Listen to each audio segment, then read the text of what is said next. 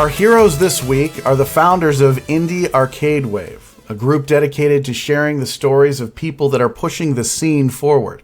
In fact, they have a podcast called In the Scene, which is a wonderfully supportive podcast that interviews arcade owners, convention runners, indie developers, game developers, pretty much everything under the sun when it comes to that stuff. So if you want the inside scoop or some extra behind the scenes that's connected to the arcade world or independent games, these guys have the pulse.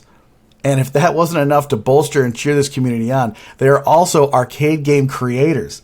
They have another company called Slackers Inc., which started making video game apps and eventually built, promoted, and distributed one of the best indie games out there called Galactic Battleground. And now, at the Midwest Gaming Classic, they just debuted their classic Atari game property in collaboration with Retro Arcade Remake called Food Fight Frenzy. These guys are gamers, geniuses, and the genuine article all rolled into one awesome team.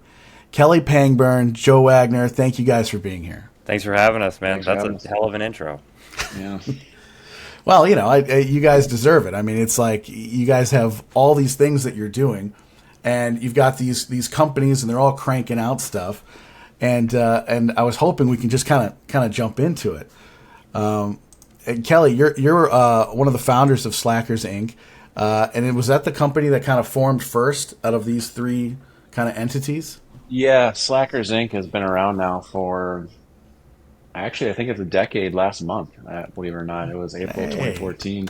Congratulations. Yeah, I mean, small company. It was basically a dumping ground to run money through so I could legitimize some of the funds that come through. I was like, Dylan, my son and I, we were basically going to start making some games. I was starting out small with some iPhone games or Android games, if you will, and we, people started paying for some of the content that was in the games, and I needed to run through just not my personal name because at the end of the year the taxes were taxes. Bad, so. Oh man, yeah, you got to watch out for those taxes, man. That's so gotta do like what most people do is just start up a business and funnel it through there, and so.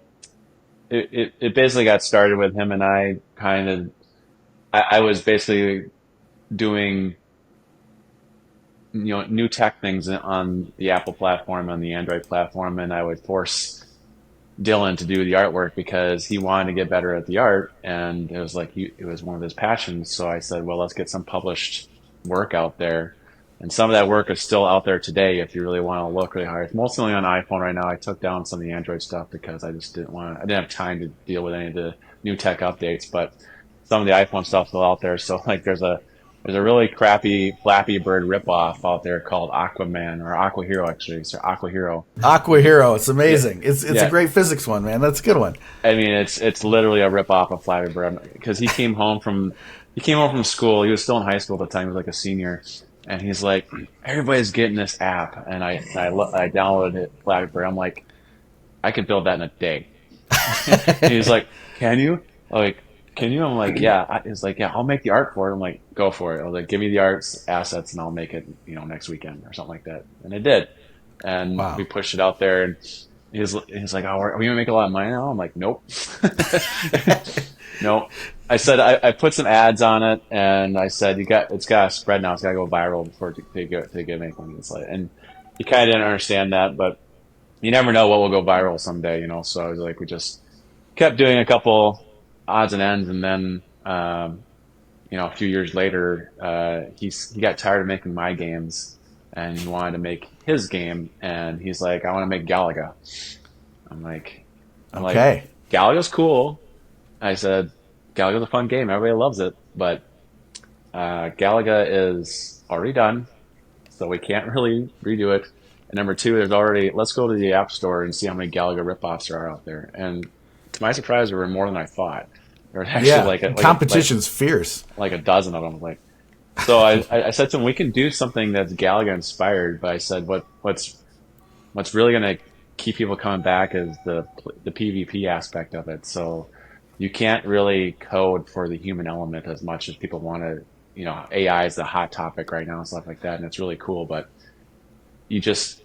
the human brain and the way it interacts with controls. The more controls that you give a human brain and interacting with another human brain, all of a sudden things just content just gets created, just stuff that you just can't code for.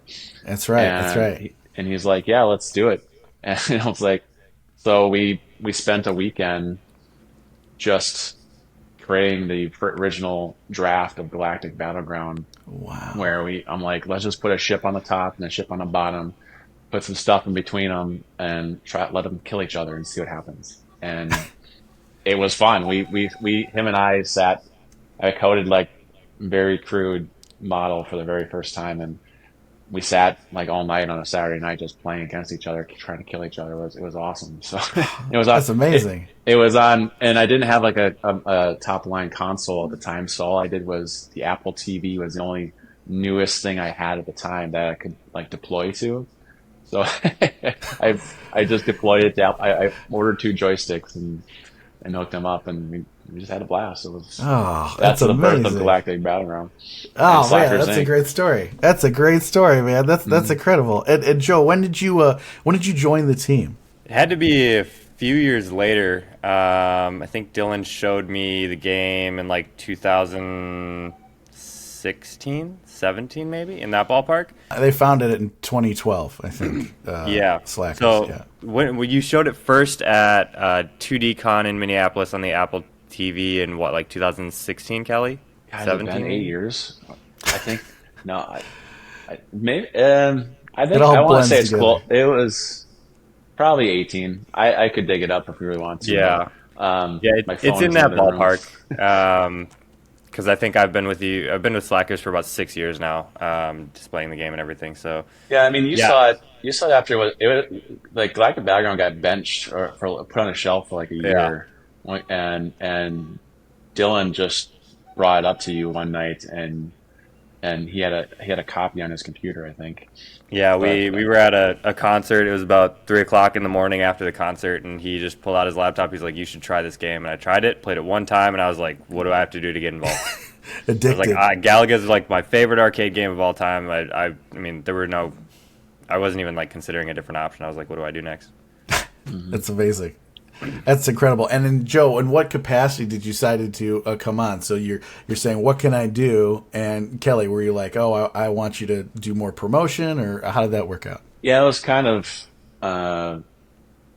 just the kind of my how do you say, like all the tasks that I didn't know how to do, I wanted Joe to figure out. So like, I obviously I have expertise in the coding and things like that, but Joe kind of basically fell into jack of all trades a little bit. He did the initially just basically helping the testing and working on game design with us. So basically, initially it was like, hey, we're going to add a new power up, or we're going to add a new map. We're going to add single player mode, which we eventually threw away. But all these things that we were like, hey, we need help designing some of these things, and Joe was always there to help test and it really wasn't much of an interview process. He just kept showing up. So and then eventually we got to the point where it felt like we're ready to like construct the cabinet. So he was there to help with constructing the original prototype, and we went into arcades, and he helped promote the arcades. He would do even the guerrilla warfare tactic, like just walking people up the street, like, hey, go to this arcade, try this game. Try this game, yeah. And then he's kind of settled into the sales marketing role of Slackers, basically, and for all the indies, basically. And when he started up with his Indie Arcade Wave, Joe had pretty much, that Indie Arcade Wave is definitely Joe's baby, and I promote him or help him whenever I can. But he's taken that to the next level where I never even thought of as far as a podcast goes. And that's incredible. Yeah. And still supporting the indie games, still helping out specific stuff with Slackers Inc. and Galactic Battleground and Food Fight Frenzy. Oh wow, that's incredible. And Joe, do you have like experience in this, or were you just like I'm going to figure this out, and then you kind of became it? Yeah, I kind of just jumped into it. Good for you, man. That's I mean, awesome. I've been in sales, working mostly like retail and stuff like that since I was like 13, 14. So it just kind of felt like a natural fit. I've done, bigger sales positions where I was managing multiple road shows for Costco and the whole state of Minnesota. So I'm comfortable with managing things. I'm comfortable with outreach. I'm very comfortable with getting no's. That's the biggest part of sales. Like if you The can't accept a rejection, right? no, Yeah, yeah. like Yeah. you got a 99 problem in the no's wrong and one space. yes means That's Yeah, yes. right. I mean, working the Costco spot. I mean, it was like I'm just hollering at people that are walking through Costco, like, "Hey, check out these pillows!" Like, Yeah. or check out this blow dryer. Like, it's just random stuff that they were selling, Yeah. and you're gonna get 80 no's to one yes, and you just got to sit there and take it basically. So Wow. that's the sales position that that I'm comfortable with, and in a space like this, we're selling a game that has basically no credentials, right? Like we're selling a $5,000 game, $5,500 game that nobody knows about. That we're like, hey, this is fun. You should just put it in your arcade, and we'll go from there. It's a hard sell. I'm not going to deny that. So being able to like hear a no, not right now, and then contact that arcade later and follow up for years, and then all of a sudden it turns into a sale. Like that's just what I'm comfortable with. Wow. And I just love the space. I always think back to Cliff Bleszinski was covering the Gears of War 2 release at E3, and he just talked about like how enjoyable it is to make games and what like the group of game creators means to him and how much like the franchise means. And I was just like, God damn, that sounds incredible. Like Yeah. I want to be part of something like that. So the second I got an option to be in the space of creating video games, which I love playing, I didn't even question it. I just jumped in and said, let's figure this out. Wow. Kelly, you got Michael Jordan on your team, man. This is awesome. I mean, if you combine persistence with passion, that's that's what you get. You get Joe Wagner. Oh my God, that's amazing. Okay, cool. That lays the groundwork for all of this. So you guys do Galactic Battleground, and Joe, you're no stranger to the road show. So you take it. You guys take it on the road. You're visiting all these arcades. You're dropping it off places and all these other things. How long did you guys do that for Galactic Battleground? Was that, and you're still doing it, right? Yeah, we're still doing it. It's got to be like 5 years or 6 years now that we've been going to shows. I know Midwest Gaming Classic has kind of been our staple. That was what, 2018 was the first time we went to that? I think we went 3 years before that they had to change things up because of pandemic. But Yeah, yeah, we were there we were 18. maybe 17, 18, 19. Yeah, probably. Okay. Yeah, They the were definitely pandemic there kind for. of throws off the years for me. Yeah, it Like, makes I don't know what year it is. it's Well, definitely pandemic hard to was remember. 2020, and then they shut down 1 year, and they came back like a year and a half later with like a small show that they just were forced to do, and we showed up there. We've been to every one pretty much since 2017, but yeah, we learned really quickly though that well, this year broke the mold, but Yeah, we learned really quickly that some conventions are really good for just testing grounds versus actual sales. And MGC has always been a great testing ground because people are going there to look for new experiences and looking for new games to play that they've never seen before. Because that's Yeah. what's the point, if if they have the game at their house or if they have the game at their local restaurant or bar, then they don't. Why'd you go to the convention, right? Right. And they see all this. There's a large pinball presence there too, and we basically go there now for play testing. Like yeah, we have a new concept every time we usually show up with something that we want to figure out what happened. Like we used MGC to refine our 4-player cocktail table. So when the pandemic happened, we didn't sit on our hands really. We just like, hey, the stand up's great and it serves its purpose, but we want the 4-player cocktail experience. Pizza Like we Hut, have. bro. Pizza Yeah. Hut. Oh my I mean, God, Pizza Hut, man. I remember that with Pac-Man. I remember that with, oh man, I I just can love even it. I can even show the prototype here. So the prototype is in my garage, and that's the Ooh. sign. That's the sign of it that when we designed it, we can't really reproduce because Nameco said no. But and Oh, that's the table.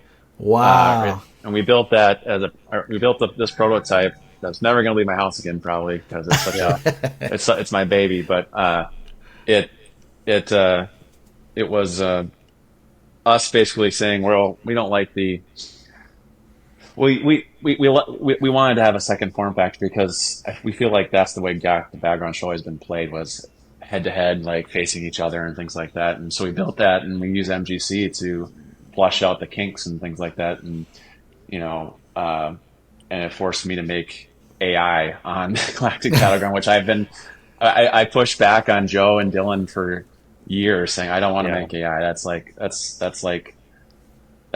not what I want to do, because it's just you build the game, and AI is like almost takes as long to build as the game does. Right. And I got so mad after like the MGC 2 years ago that I said screw this, I'm gonna go home and make AI right now. So 3 months later, doing it like in the car on the way back. I did. Just like, rage make it. Yeah. It was like it's a 5-hour drive for us to get back, and then like you guys are driving, I'm starting this right now. Oh, that's incredible. And then 3 months later, I had Joe and Dylan come down. I'm like, okay, try to beat my AI, and they're like, it was hard. Really good. This is really difficult. Nice. Yeah, I mean every convention has been so different. I mean, we've just straight up popped up in arcades, whether it be our Texas tour or when we were showing everything before lockdowns. There were a couple arcades in the St. Paul, Minneapolis area that were like, yeah, we'd love to do a demo. We ran events and stuff like that. So I've been kind of, community outreach, building tournaments and stuff like that. But yeah. The main thing is the conventions. We've gone to Combo Breakers, we've gone to Amusement Expo. Actually, I have all my badges on the wall here. 2D Con, Bumble Bash 4, VGM Con, Portland Retro Gaming Expo. So yeah, I mean, different tournaments. Like we went to the Killer Queen tournament in Omaha, Queens Gone Wild, Hive City Classic. Kind of take the game all over the place and just show California it off Extreme. To people that are California Extreme. I forgot you went to that one.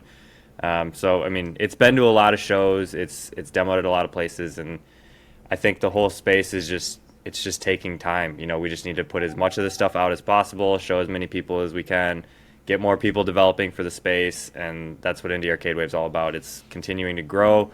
We've got more people in the community, more people coming to shows. Like we had the Highlight Heroes crew come to MGC. They're from Orlando, drove all the way up. Wow. So that they're new. They've only been in the space for a couple of years, and then I've got an episode that just went live, or should be going live today that we're recording this, with Steve from Psychic Space Wars, who found me on Discord, started talking on Discord, and then all of a sudden developed a game and brought it to Midwest Gaming Classic. So, people are finding out about this and they're intrigued. I think it's really cool that we have people building for the arcade space specifically. Yeah, I love that. I love that too. It's like I heard that at the Midwest Gaming Classic there was also like a Jaws game that premiered. It's like, that movie came out in 1979. Yeah, they were showing off Stern's new Jaws. Yeah. Yeah, it's so great to just have revitalization of old stuff. And speaking of which, so Atari came out with this game, Food Fight, ancient game, but it's super fun. It's still super fun to play. And you guys, you teamed up with this other company to remix it, revitalize it, and make it and actually make it like a 4-player deathmatch situation, right? Mm-hmm. Yeah, exactly. Yeah, that's incredible. Yeah, Retro Arcade came to us. Basically, I think we got a little lucky because it was just proximity. Like they're from Twin Cities, and so are we. So, and we had worked with Brian in the past. Yeah, Brian Arnemage and Tom Kogan. We worked with them on Galactic Battleground. We collaborated a little bit on cabinet sales and things like that. And they came to us saying, "Hey, don't tell anybody, but we have an idea for another game, or not necessarily an idea. They wanted to make a new game, but they didn't really have any groundwork for it. So right." They already put out, to my knowledge, I didn't know this, like Brian and Tom basically kind of researched and met with the right people to get the exclusive rights to certain titles, like Ice Cold Beer, for example, from Tato. They negotiated with them, the current owners of Tato, to put out new ice cold beers. So that's their big moneymaker right now, as they've sold many of those across the country. Beautiful game too. Yeah, It's actually really nice the way they. It's a redid fun it. game. I mean, they had a couple. There's a couple that were sitting up at MGC this year, and it was nonstop played. It's crazy how that game is just very popular, and it's simple too. It's a simple Yeah. understand, and people love it. And so they kept going down the license train, and they talked to the CEO and a couple other people at Atari, and started negotiating a deal with them, and they got the exclusive classic rights to Atari's catalog, basically. And the first, Oh, really? The whole catalog? pretty much, they have to. I mean, they don't have. You mean this catalog? Yeah. Oh, okay. They still have to get like the okay on like every specific game, right? But they pretty much. I don't know all the details of the plan, but I think pretty much every game, every Atari game is fair play. As long as they're okay with it. On both sides. That's amazing. That's incredible. That's great. And they started out with Warlords. Warlords was originally a 4-player cocktail or 2-player stand-up. They didn't really have to remake anything. Like they took the existing code and put it on a newer PCB and just remanufactured it. It was all hardware. There was no software implementation needed. Really, they just modernized the hardware and the cabinet and Cleaned it up a bit and sent it out. set it out basically. Yeah. Which is a super fun. They did tweak some things. They did tweak some of the code to like increase the fireball speed or something like that, and things like that. Small little tweaks that didn't require a full rewrite or anything like that. And then going back to the original part of the story, they came to us and said, we want to make another game, our next game, and would you be interested? And I was like, well, I wasn't going to make a new game, but hell yeah, if Atari wants a new game, I'm interested. Absolutely. What a brand. And so he basically asked us to pitch an idea, and for what we would do if we had, if we were going to code a multiplayer food fight game. And so we did. We Joe, Dylan, and I, we sat down and drafted our idea for a multiplayer food fight frenzy, and we, not to be shy, but we did steal a lot of the concepts that Pac-Man Battle Royale had, with their game and stuff. So Yeah. When I say concepts, it's not like letter for letter, but there's for lack of a better term, there's tributes to that game of how we handle like the transitions or between rounds and things like that. That if it works, then why not use it? Why? Yeah. Oh my God. Yeah. So we gave Brian and Tom Kogan our proposal, and a few months later they're like, yeah, you're in. Let's do this. And I'm like, Awesome. And it happened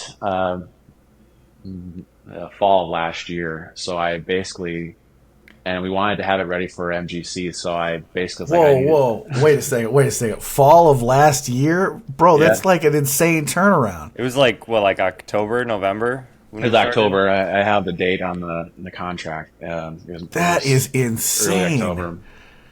Yeah, my wife wasn't happy. I said, well, you're not going to see me for 6 months because I need to have this ready by April. Yeah.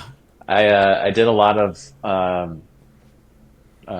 diary dialogue and stuff like that to keep myself from going insane and explaining everything I did, and just organize my thoughts every night at the end to make sure I was staying focused on the right things. We reused a lot of sprites that were in the original game, and Dylan modified them to be more modernized and things like that. And that made it a lot easier as far as like the turnaround time goes, because my ice ball is going crazy. Sorry about that in the background. Nah, it's all good. It gives it a real feel, like you're in it. I love it.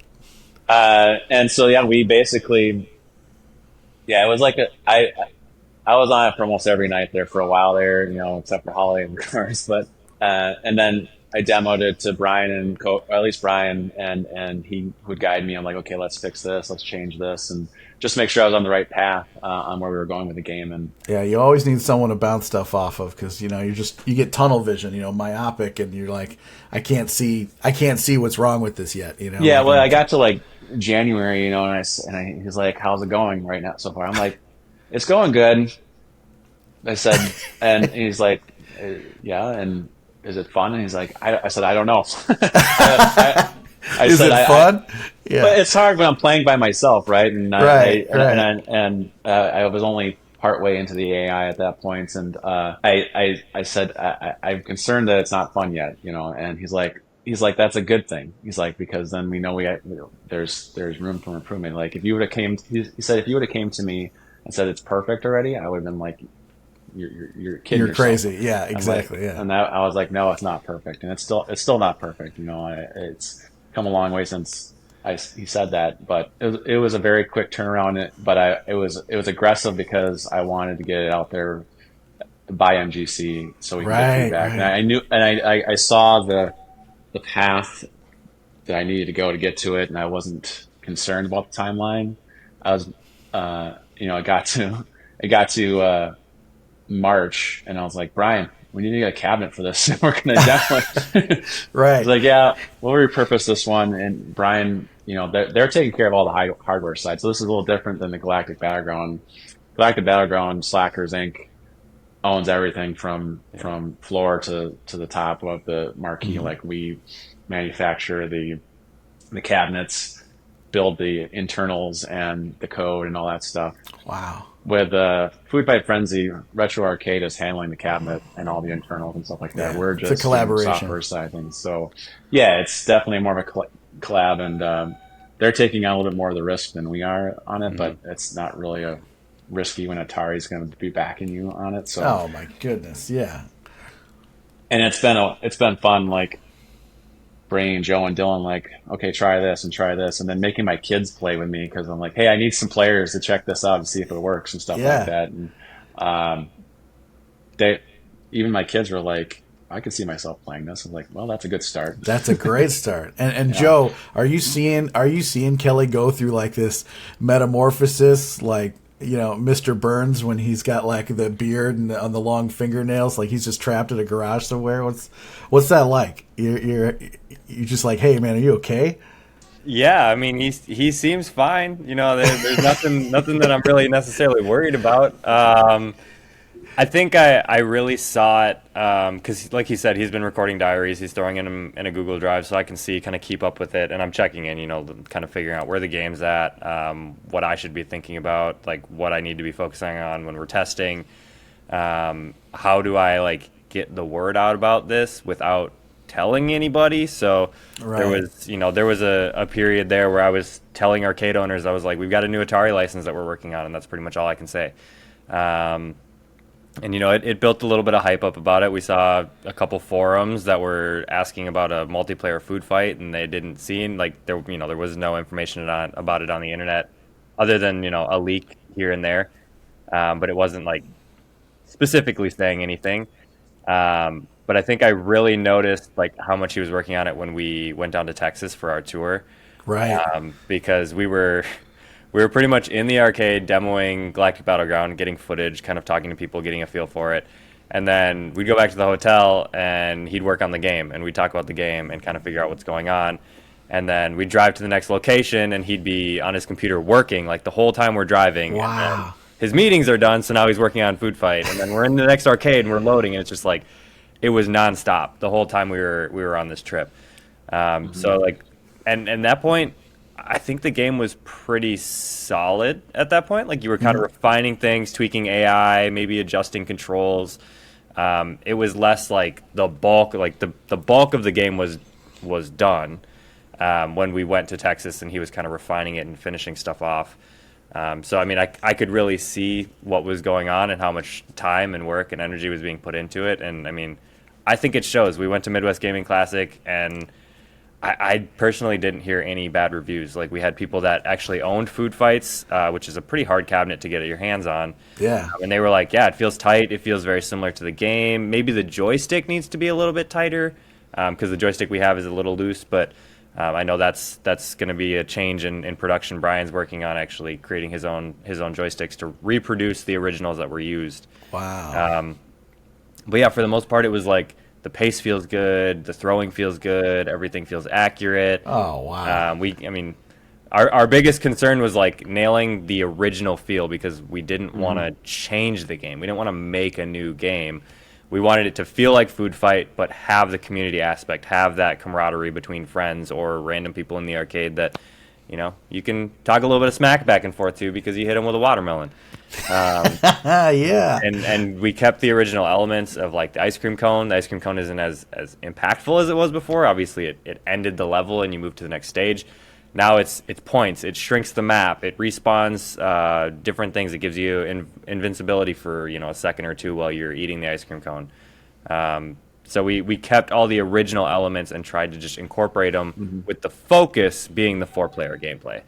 Awesome. I think Kelly nailed it. Like it feels like the old game. It looks like the old game. We're getting compliments about how similar it is to the old game. Yeah, I got an email somebody saying like, "Thank you for not remastering it." Basically, like there's some games out there that there's a place for that, and people like that where they like redo the game with 21st century graphics or something like like really new 2020 graphics and stuff like that, which is fine, and if that's there's nothing wrong with that, but we were basically like, no, we're gonna go with the 8-bit or 16-bit, whatever it is, graphics and controls as closely as possible. That was the bulk of the work in the beginning, was just this has to feel like it was Food Fight, back in the day. Oh, that's that was so good.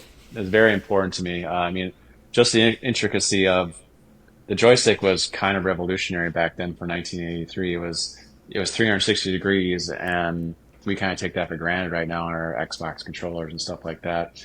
And they really did a lot of little nuances to their advantage. You can look at but not run, depending on how much push you go into that direction and throw in that direction. But then if you go full over to that, all the way over, then he'll start running, and you're looking the way where you throw and stuff. So all those things as luckily I got a lot of time on the actual game through Xbox, because they have Atari released a 50th anniversary disc with all the games they've had to date, and Food Fight was on there, and I was like, that I spent many nights trying to look at that just to make sure, like, oh, that's how they did that, and trying to make sure I was staying true to it. But as Joe said, like, we got a couple emails from people that were like, thank you for not updating the graphics, staying true to the IP basically as much as possible. And the world record holder for Food Fight, who's in, I think, South Carolina, reached out to me. He's like, hey, when can I test? When can I play? He's like, he owns a cocktail and a stand-up. I wish I had his name off the top of my head, but I don't. I apologize to that person. Oh, that's all right. That's all good. And he reached out to me. He's like, hey, when can I play? When can I, I'm like, well, it's going to be in Milwaukee in 2 weeks. So he's like, yeah, I'm not going to be able to make that. But if you get to East Coast, like, let me know. And he practically is like, when can I fly out, is what I felt like he was saying. But wow. I was very honored that he was very excited. But he's like, I might buy one too, just to have it in my collection. I'm like, that's great. That's fantastic. That's fantastic. So that's just kind of what we call in the business the 1%, the people that are going to notice that stuff, where he'll know if it's going to be like the old game or something like that. So I'm hoping that he's going to, that person is going to be like, wow, you actually nailed it, and it feels just like the old game, and that's going to. That's my end goal, Yeah, exactly. Those people, they spend so much time perfecting it, but Kelly, see, you're that way too, man. You're that way too. So I love that you have the loyalty to the product and to the original vision, and I think you're getting the community responding to that. That's wonderful. all that respect. That that goes both ways. So that's phenomenal. Congratulations, guys! Really, congratulations. So let me know what is the future for this game. Do you guys have plans to? Are you going to do the same thing with like you did with Galactic Battlegrounds? Going to go on the road with it? Are you what is the strategy there? I mean, initially it's just going to be demoing a few spots with the prototype cabinet. It's going to go down to actually the next spot's going to be out in the public is Combo Breaker in Chicago Memorial Day weekend. So Brian has way too many side businesses, but one of his side businesses is Paradise Arcade, and Paradise Arcade specializes in arcade parts and repair, specifically fight joysticks. And those parts, he sets up a stand down in, or not a stand, but a booth in this Combo Breaker event. Combo Breaker is basically all the old fighting games like Street Fighter 2, Mortal Kombat, Yu-Gi-Oh, I think, Justice League, all those 2D fighting games, Tekken, which is kind of not 2D but still is. All those games, Virtual Fighter as well, yep, right? Yep. All those games are there. Anything, even Smash Brothers, anything that's basically, character versus character, it's there. And Dragon Ball Z is another one. And they've set up the stand there, and basically the people that run Combo Breaker are like, Brian told those people, like, hey, I can bring some arcade games if you just want to have another attraction for this event. They're like, sure. So Brian sets up like 30 arcade games, like a mini arcade and stuff. And Food Fight Frenzy is going to tag along and just be plopped there and let people play and try it out, and we'll solicit feedback and stuff like that. It's not really a show that we're going to, where like bar owners or route runners are going to be there looking for new games. It's just going to be just players that are going to that take their game to the next level. Yeah. And find every single edge they can to win at a game. That's player versus player. Like, for example, I think I'm really good at Street Fighter 2, and anybody plays around here in my house or my friends, and Joe can attest that, Kelly's too good. Yeah. I go down there and I'm like a noob. They just rinse. I get rinsed. Like, I'm like, I didn't even get like 3 punches in, and I'm already dead. It's like, I'm somewhere in the middle. But my point is that they figure out the limitations of what the code is doing. Like they get down to the frame of like, I need to hit this button at this hitbox frame. And all that. Yeah. Yeah, I need to hit this button at this frame that he's in the middle of his combo. That means I can counter it and things like that. So they'll take Food Fight Frenzy and just analyze the crap out of it and figure out what needs how to work and stuff like that. And so we're gonna go down there, and that's kind of a long-winded answer. Like, that's the first place we're gonna go with it and demo it there. Tom and Brian have some other ideas. It's pretty much going to go in demo mode for the next couple months and a couple other conventions. We don't have anything locked in set. We had conventions reach out to us asking us to bring it. That's Tom and Brian's department, and wherever they decide to go, we'll tag along and just get feedback. So that's probably the next. Basically, we're in refinement mode and trying to make things better. Galactic Battleground was in refinement mode for 3 years, so we're gonna sniffly reduce that period down and hopefully have a release by the end of 2024. Basically, is what the plan is. And Brian and again Tom are also working on that aspects of that, and but that's the goal, is to get a release at the end of this year and get in people's arcades and get some people doing the old school food fight like they're back in the cafeteria back in the day, flinging the tomatoes and the watermelons at each other and pointing at each other when you laugh and I knocked you out. I love it. The guy on the sideline's dead and he can still throw food at people because he's on the sideline. That's right. Yeah, that's a little new feature on the game that's not in the old game, and it's looking forward to it, and looking forward to more people getting their hands on it, and I can't wait. Yeah, we're Oh, pretty that's much just exciting. in display mode as much as possible. Wherever it ends up going is where we're going to show it off. I know Brian said that he had a few arcades, a couple on the East Coast I'm thinking of, that he could get it in there just to demo it, put it in a place where it's going to get, a couple hundred plays a day, and just try and break it. I guess Yeah, is the big thing, because I know with Ice Cold Beer, it was a much harder endeavor than they expected with the mechanical and everything. So they had some issues there, and they've fixed them now. So Yeah. just getting them on location where, these games get beat, like they get played like crazy, and joysticks break, and you got to figure out what Yeah. components are like really going to stand up to the test of time, and that's kind of where we're at. Is just send it. I'm just gonna send it. it'll probably sit in an arcade or two that Brian trusts that say, hey, this Yeah, is just a flack it to their term prototype, or this is the first production production run, model. or like first production model, like it's production prototype. There's like prototype and production prototype, where they go through the process of printing like one or two games. When I say printing, that's building one or two games Right. and getting those out there. They're good enough, they're high enough quality where they'll work, but they want to refine it again. So they'll put those two probably somewhere in arcades to get more and more feedback and give us time to refine the code more, to the point where they're ready, like this is version one release, kind of thing. So I forgot about that. That's a good point. That they're definitely going to be in some arcades that are can just that Brian trusts. Say, hey, we're things might go wrong, but we'll fix it or replace it or both. Oh, that's fantastic, guys. So congratulations on all of this hard work paying off, and you guys got some exciting things going forward here. And Joe, I was hoping I could ask you, what is the next step for Indie Arcade Wave? Are you just you're continuing down the path? Are you thinking about expansion, or what's next for Indie Arcade Wave?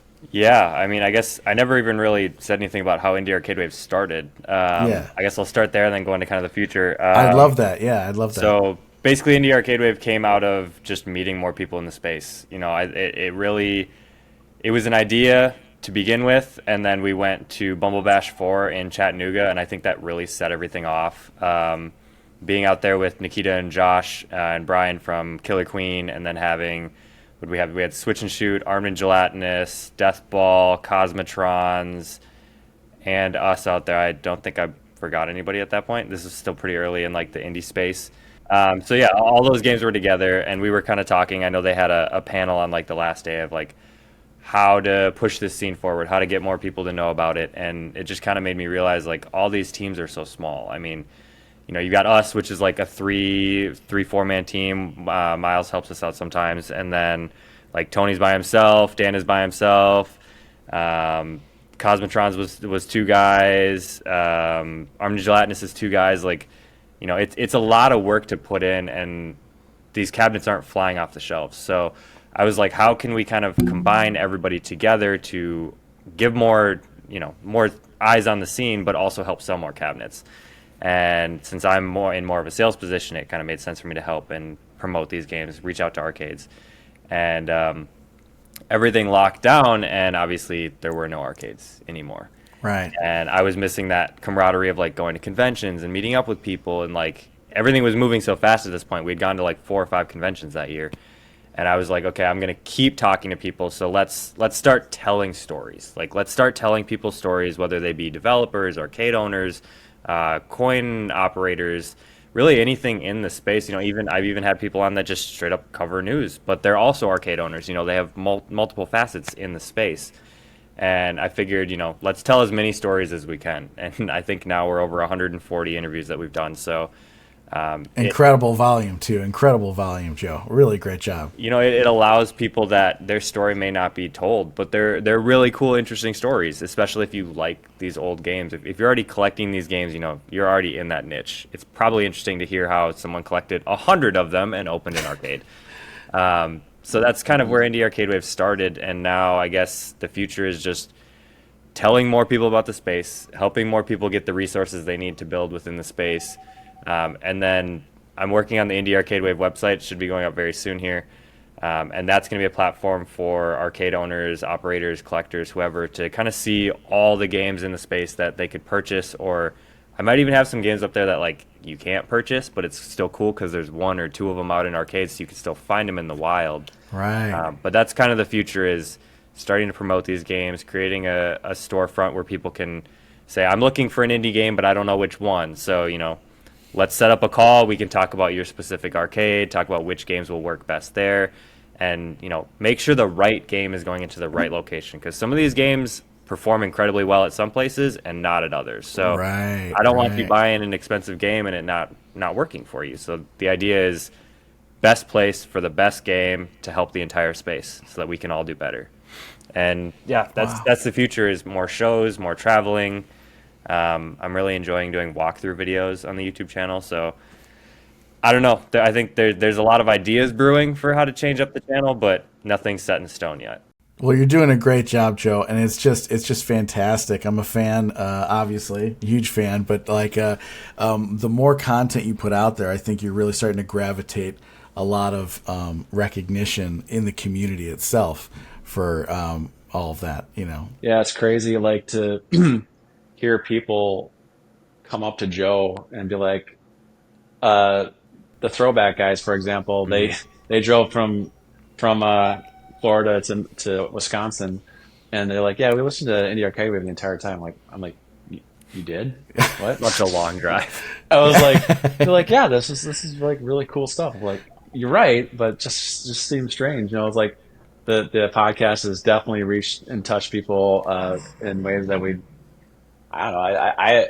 I always thought it was cool, but you just don't see the other side of the audience basically when you're on a podcast. It's like you don't know who the reactions and stuff like that, and you'll get comments, of course, and here and there and stuff. And I always try to like everything he posts just to try to spread the word and stuff. But Yeah. you don't see the audience too much, and seeing that in first person is like, wow, it's actually it's something that people are into, and not that that's surprising. It's just you don't get the feedback very much, so it just kind of from my point of view was like, wow, Joe, you definitely might be onto something, and definitely probably should see where you can take it from here, and take it to the next level. You never know. Yeah, because you guys never know. You never know who you affect, and it can just be that one person that's like, wait a second, these guys, Right. they're doing this and this. And this. on that line of like, you never know who you're going to affect. It's been cool, like running into people at shows and meeting people that I'm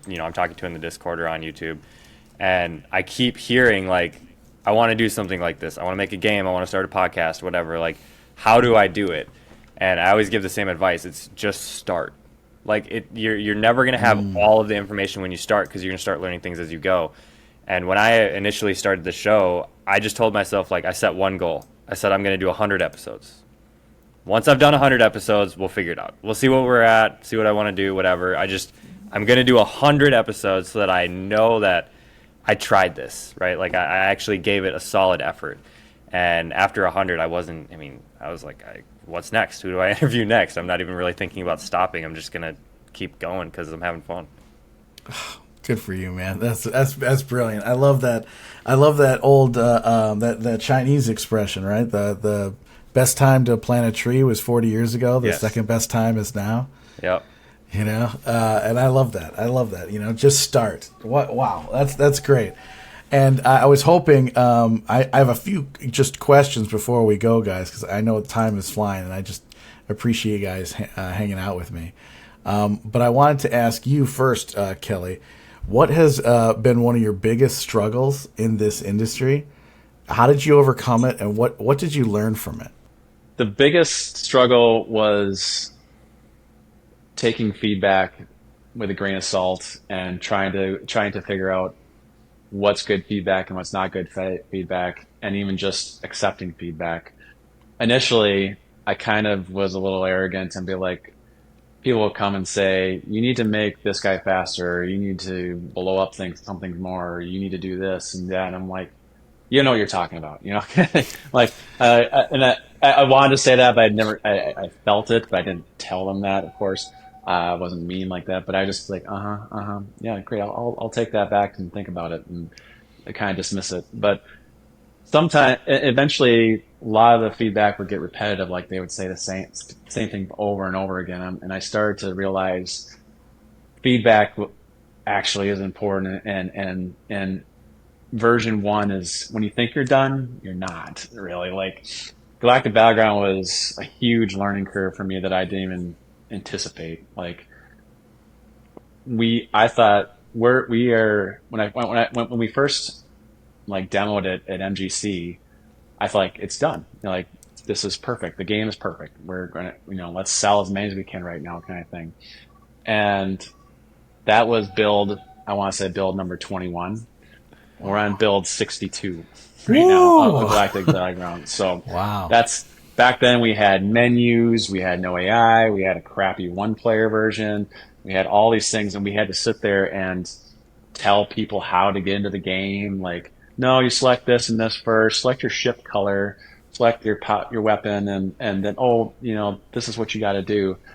And now we're at just learning that arcade games are different than console games. You have to get them in game and start killing things within seconds. Otherwise, they're just gonna get bored and walk away. Right? And no menus, as little menu as possible, and get them going. And we went from having to handhold every single person walking up to the game to basically like sitting there at our booth just watching people come in and out and not really having to tell them anything because they just can pick it up like that. Wow. It was a huge hurdle to get over mentally for me, and we struggled with it for a while. And we see other indie arcade games guys come in and be like, they're at where we were 4 years prior. Like they're having the exact same issues, like too many initial menus to start with and stuff, and you got to just get them right into a game because and try maybe teach them along the way as quickly as possible. But just that initial hurdle of like arcade game versus console. Arcade game is way different, and we learned it the hard way, I would say. And without a doubt. But it was good. So that experience made us learn. Like we applied that to Food Fight Frenzy. I was like, it's a lot easier now because it took a long time to build those menus. Like they seem easy and stuff, but it takes a while to build them. Like you gotta build, like push the right to go to the next one. And when you push right, you gotta update this, and well, they didn't select this, and like ready checks and all that kind of stuff. It's like if there's no menu, then you don't have to build all that. Right. So in Food Fight Friends, like, well, they're gonna get in the game, they hit the button, and they're already flinging food, and that's all that matters.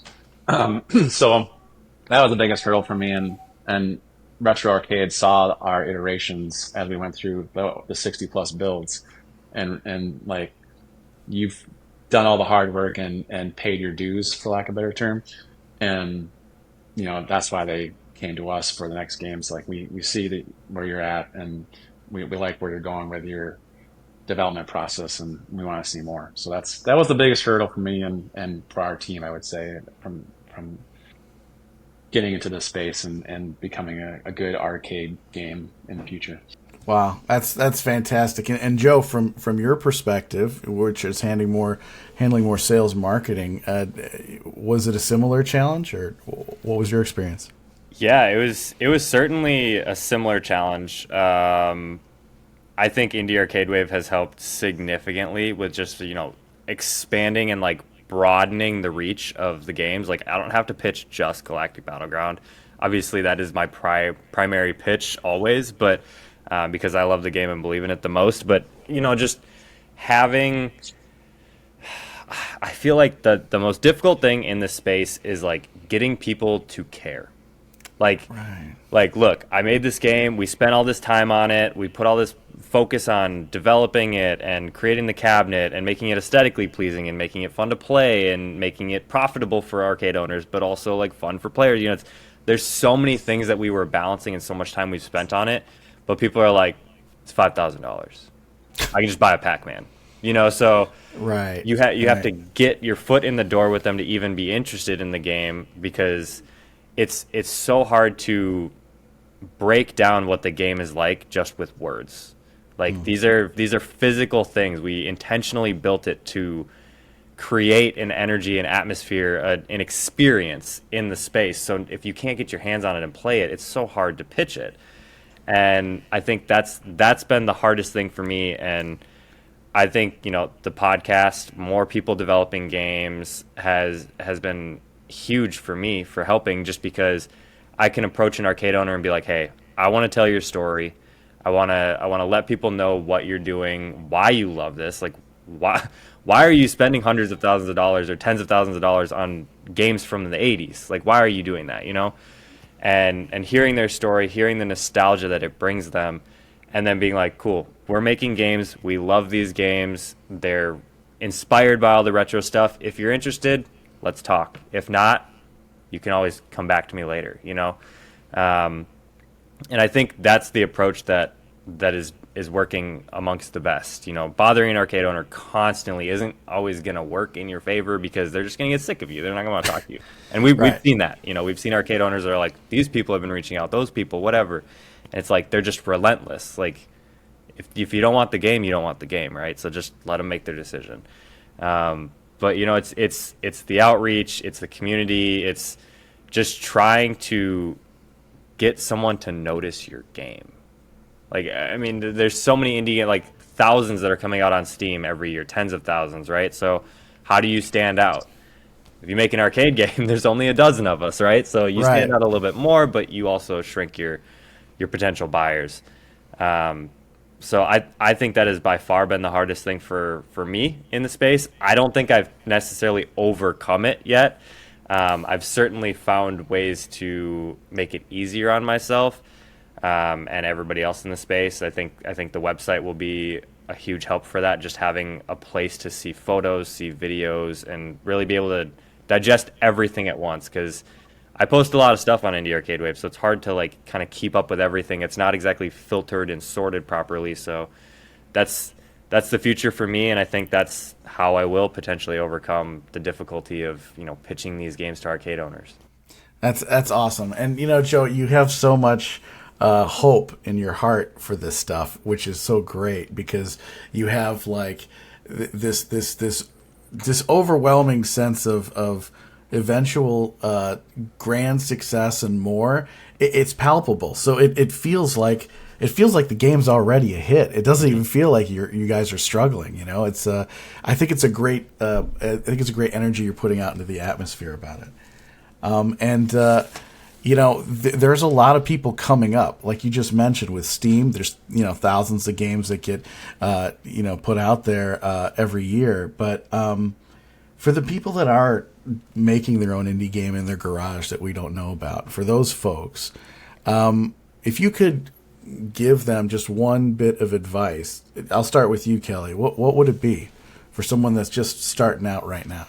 Keep your controls as simple as possible. Some people might have this grand scheme of like, I'm going to have 6 buttons or 8 buttons or whatever.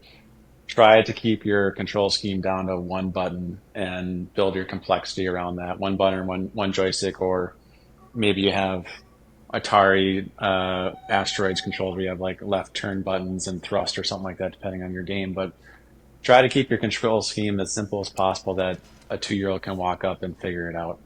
If you're trying to make an arcade game, complex controls with multiple buttons, you're going console route and full on keyboard, and that's fine for that space. But if you want to have a successful arcade game, you have to make your control scheme as easy as possible, and then you have to be creative with your complexity around that control scheme, like whether it's an 8-way joystick or maybe using a 360 joystick. But still, if you can do just 1 button or no buttons, Switch and Shoot's a great example. It's just 1 button and no joystick. That's it. It's just literally like I tap and something happens.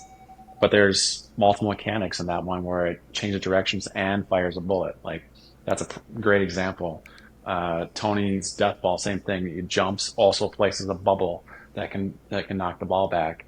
Or a dive or a slide, or there's so many complexities about that. Yeah. Yes. Right. I mean, you build the complexity out of simplicity, and the people that can figure out the complexity will have that advantage. Like, it wasn't a pay to win either. It was, I played it enough and I've got the experience and I should win because I figure out all these control schemes versus somebody just walking up and I just push the button a few times and move the joystick a little bit, and I accidentally win. I'm like, no, people that actually figured out all those nuances get good. Food Fight Frenzy, I'll throw one more example is, I alluded to earlier, is like, you don't have to go all the way over to run. You can just look the direction you want if you just do a tiny little bit of direction of which we want to go. So that way you can stay on the food pile and keep throwing. Also, people didn't realize is they would tap the button every time to throw the piece of food. But what you can do is if you're on the food pile, just hold the button down and he'll just be like a machine gun and throw it at people. Yeah. You know, people will figure that out and get better. And that's my advice to somebody is like, make your controls as simple as possible and add complexity to those simple controls, but without adding more buttons or new actual physical devices to the thing. And that's it. And that will make your game approachable, and people will look at it and say, I can figure this out. Oh, that's beautiful. That's beautiful. And Joe, for people starting their own podcast, for people trying to promote their brand or their game that are just starting out, what advice do you have for them? I mean, obviously the advice I give everybody is just do it. Like, just start. You know, you're going to figure it out. I mean, I think I've used 3 different platforms for recording. I've used multiple different editing softwares. You know, you'll figure it out as you go. But the biggest thing for me is just, you know, find your community, become part of your community, whether it be a Facebook group, a Discord, whatever, a Reddit forum, anything like that, and just start asking questions. Like that's the biggest advice that I give to people that want to create an indie game is like, I've created a space for you to come into and ask for resources. Like there are developers in the Discord, there are arcade owners in the Discord, there are people that do this professionally. There are people that like I'm thinking of Mark from Wonderville. Like all he does is teaches game design, runs an arcade, and helps build one-off cabinets. You know, like if you're building a one-off cabinet, this is the guy you reach out to. And most everybody that's, you know, starting to create indie games now is like, yeah, I talked to Mark, or Mark answered this question for me, or I reached out to Wonderville. It's like they know what they're doing, so just ask. You know, really, one thing I've found in the community is like people are very willing to share knowledge. Numbers on game earnings is one thing for coin operators, but they'll tell you how to get the game. They'll tell you how to place the game. They'll tell you how to do this stuff. They might not tell you how much it makes, but you know, it's really that simple. Like pretty much everybody that's got an indie game built a cabinet. They built a shitty prototype, and that's what it is. So ask them, how did you build it? The advice I usually give is go on Facebook Marketplace, find a $300, $200 cabinet that's not working, and just gut it. You know, like if you can't repair it and you can take the parts out of it and maybe sell it to someone that can do something with them, then you can do that. But if you just have the shell of a cabinet, you know, you've done the hardest part, really. The most difficult part is like fabricating a solid cabinet to put everything in. So if you already have the cabinet, you can place your stuff in it and you can go from there. That's generally the easiest way to build your first cabinet. That's wonderful advice. And gentlemen, before we go, is there anything that either of you would like to add that we didn't cover? No, just be watching out for Food Fight Frenzy coming to hopefully an arcade near you, and you know, Galactic Battleground is going to be around for a long time. So if you see that, give it a shot. It's a pretty fun game. Yeah, I guess just try stuff out. Always be willing to promote for an indie game. If you see one, try it, play it, let people know. You guys have a lot more power than you think. If there's a game that interests you that you want in the arcade, tell the owners, tell the bartenders. A lot of arcades will have like an electronic forum that you can, like, you know, write on their website, requesting this game, I want this. If you do that helps a lot with developers that are interested in getting their games there. You know, it puts us on their radar. There's so many arcades, like dozens of them opening every month all over the country. It's hard to keep up with all of them. So if you have a local arcade that you want an indie game in, tell them about us, send them to the website, or just specifically request the game that you want, and odds are they might reach out. So that's the power that you've got. You know, it's more than me giving a cold call to an arcade and saying, hey, we've got a new game. When it's, you know, someone that is a patron of their business, they're going to listen to you more. Excellent. Gentlemen, thank you so much for your time today. I appreciate it, and I hope you guys have an awesome day. Good luck with Food Fight Frenzy, and I know I'm going to be there. I'll be there at Combo Breakers, so we'll see you guys there. Sounds good. Awesome. Can't wait to see Thanks for having us. All right, you're Appreciate welcome. it. Thank you guys so much.